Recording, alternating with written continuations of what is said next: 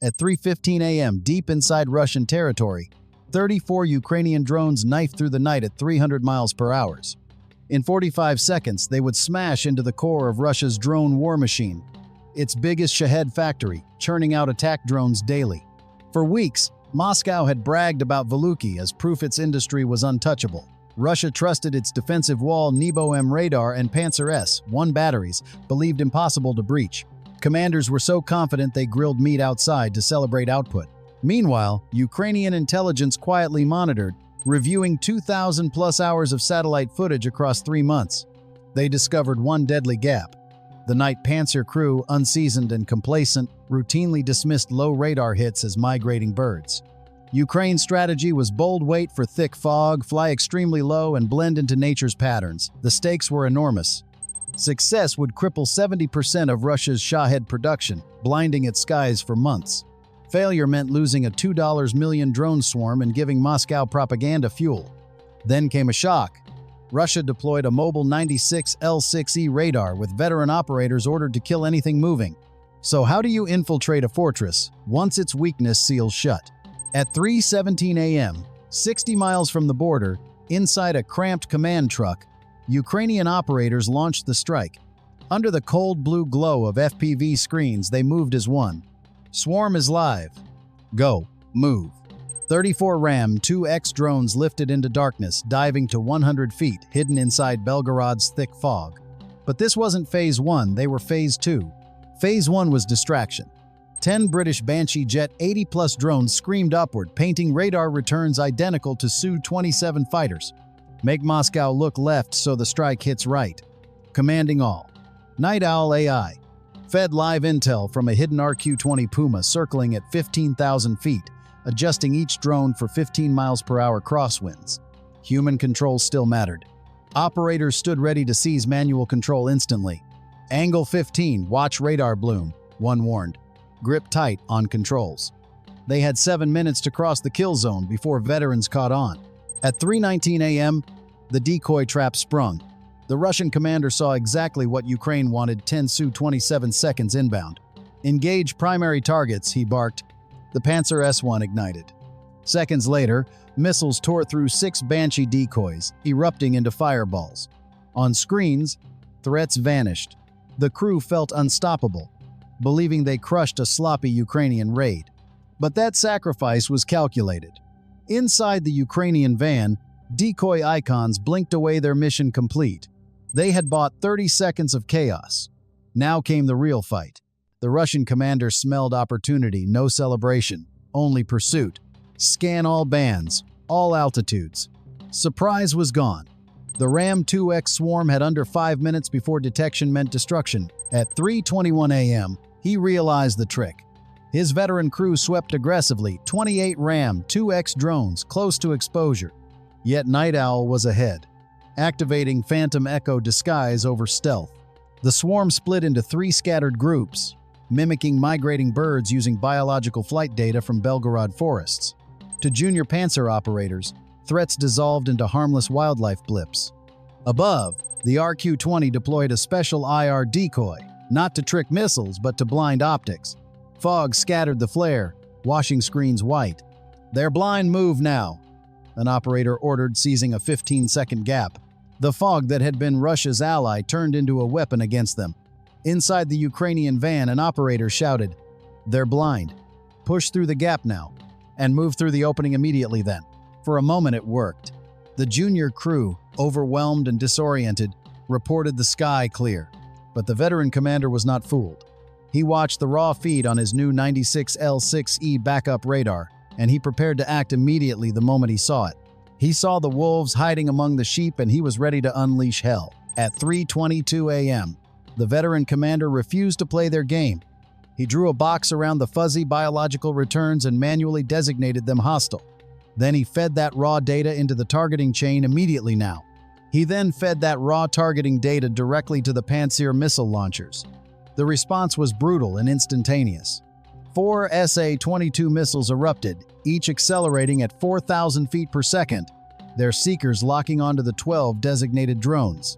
But just as the Ukrainian operators prepared their evasive routines, an unexpected enemy struck the formation from below, tearing it apart. A vicious 25 miles per hour wind shear ripped through the formation.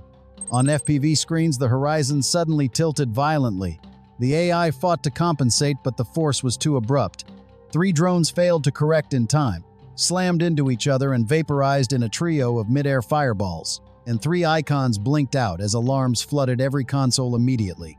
And the worst part, 4 incoming missiles were still screaming toward them. They were fighting a war on 2 fronts, Russian steel in the air and the raw, unpredictable force of nature from below. Over the Russian channel, triumphant laughter crackled, and he laughed loudly. They had run out of planned responses. With half their strike force about to be wiped from the sky, the mission hung by a single fraying thread, and now, at 3:23 a.m., with 4 missile seconds from impact, the mission seemed over. The AI had exhausted its pre-computed solutions, and control passed to the operators.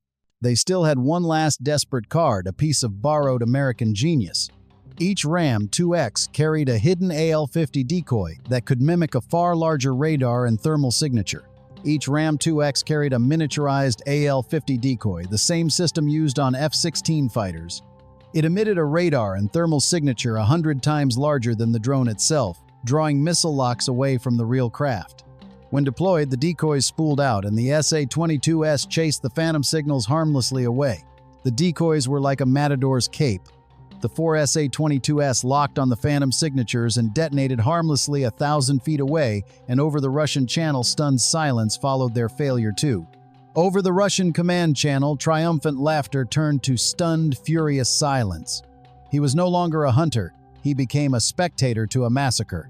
With the final threat eliminated, the Ukrainian operators issued their last command, and the swarm broke into 3 designated attack groups for distinct targets: workshop, warehouse, and control. 1 for the main assembly workshop, 1 for the component warehouse, and 1 for the central control building.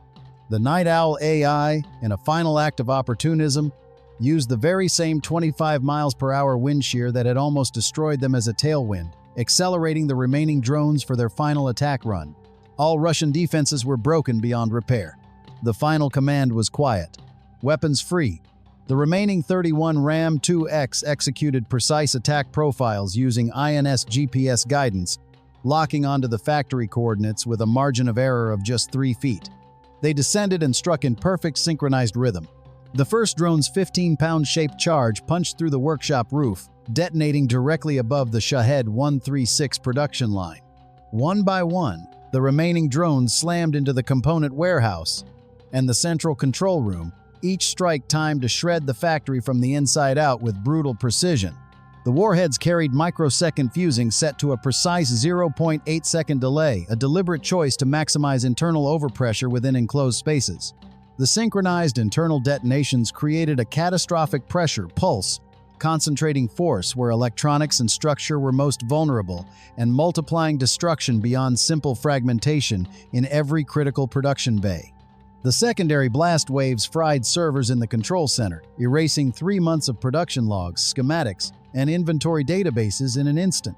What had been a functioning factory became a tomb of twisted metal and ruined hard drives, a scene impossible to rebuild quickly or to conceal from satellite eyes now.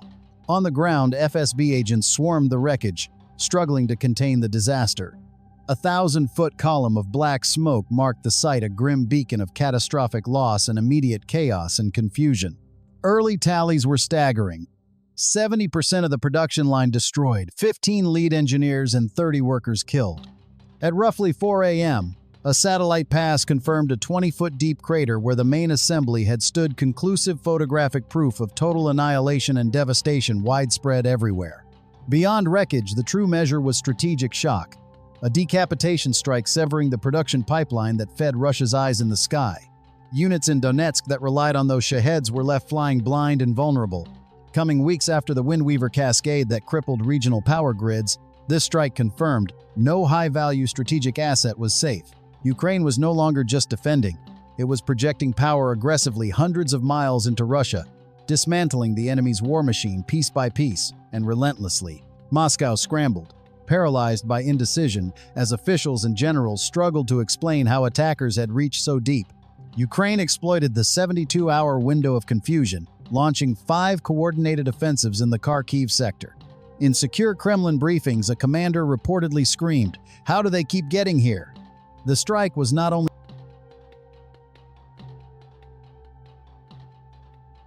physical destruction but a psychological blow to Russian command and control structures. Victory went not to the largest army but to the sharpest mind.